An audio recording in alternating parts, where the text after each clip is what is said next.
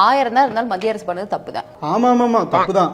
நான் என்னன்னே சொல்ல அதுக்குள்ள நான் சொல்றது தப்புன்றேன். மத்திய அரசு எது பண்ணாலும் தப்பு தானே. மத்திய அரசு மேல சுஷ்மாக்கு அவ்வளவு கோபம் வரதுக்கு என்ன காரணம்? அண்ணே, நிதி தரதுனா எல்லா மொழிக்கும் ஒரே மாதிரி தரணும். அது என்ன சான்ஸ்கிரிட்டுக்கு அதிகமாகவும் தமிழுக்கு கம்மியாகவும் தருது? சரி, நான் இப்ப கேள்வி கேட்கிறேன்.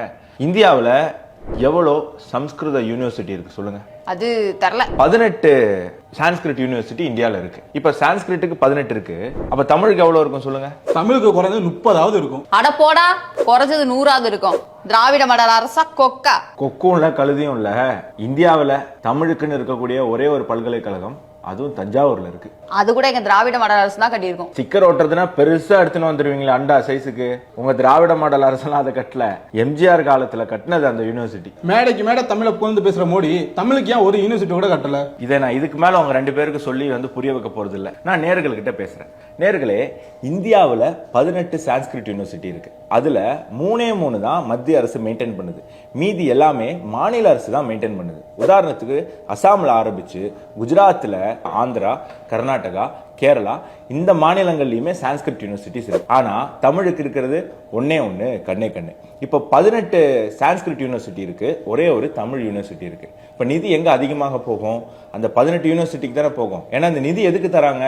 அந்த யூனிவர்சிட்டி ரன் ஆகிறதுக்கு தராங்க. அப்போ 18 இன்ஸ்டிடியூஷன்ஸ் இருக்குன்னா அங்கதான் நிதி அதிகமா போகும். கடந்த 60 ஆண்டுகள்ல நீங்க என்ன கிழிச்சிங்க அப்படின்னு பொதுமக்கள் இந்த தமிழக அரசை பார்த்து கேட்பாங்கல்ல.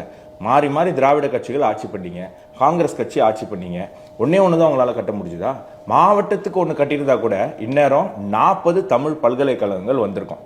இப்ப நம்ம மோடி அரசை பார்த்து நாங்க 40 வச்சிருக்கோம், நீங்க நிதி தர மாட்டீங்கன்னு நம்ம தைரியமா கேட்டிருக்கலாம். பிரதமர் அவருடைய தொகுதியில வாரணாசியில அங்க இருக்கக்கூடிய பனாரஸ் பல்கலைக்கழகத்துல தமிழுக்கு ஒரு பெஞ்ச் வைக்கிறாரு. நீங்க என்ன பண்றீங்க? கருணாநிதி பேர்ல தமிழகத்துல பல்வேறு பகுதிகளில் பஸ் ஸ்டாண்டுக்கு பேர் வச்சிட்டு இருக்கீங்க. சென்னை கலைஞர் பஸ் ஸ்டாண்ட்ல பஸ் ஏறுறவன் திருச்சி கலைஞர் பஸ் ஸ்டாண்ட்ல போய் பஸ் இறங்குறான். சம்ஸ்கிருதம் செத்த மொழிக்கு நிறைய நிதி தராங்க, தமிழுக்கு நிதி தர்றது இல்ல அப்படின்னு பொய்யை தொடர்ந்து பரப்பிக்கிட்டே வராங்க. இதற்கு பின்னாடி இருக்கக்கூடிய உண்மை இதுதான்.